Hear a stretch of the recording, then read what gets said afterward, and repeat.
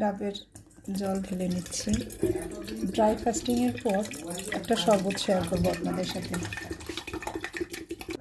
দিয়ে দিচ্ছি স্পিরুলিনা ডাবের সাথে,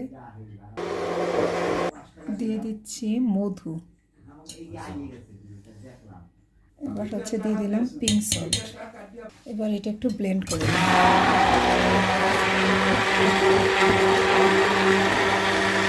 আর একটা ডাবের পানি আমি এটার সাথে অ্যাড করে দিলাম।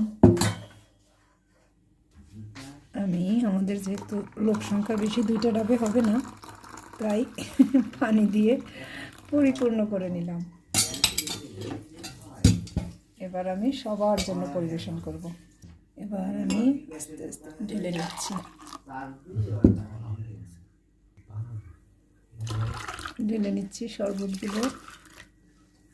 কালারটা খুব সুন্দর হয়েছে।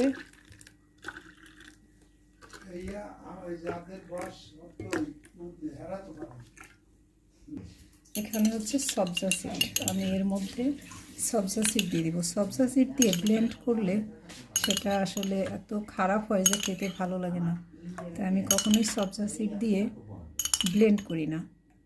সবজা সিডটা এরকম দিই এবং এটার ঘ্রাণটাও খুব সুন্দর, খেতেও ভালো লাগে।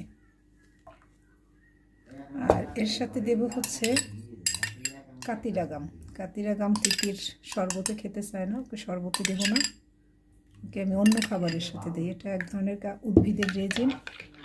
ব্যাস, সবার জন্য স্বাস্থ্যকর শরবত।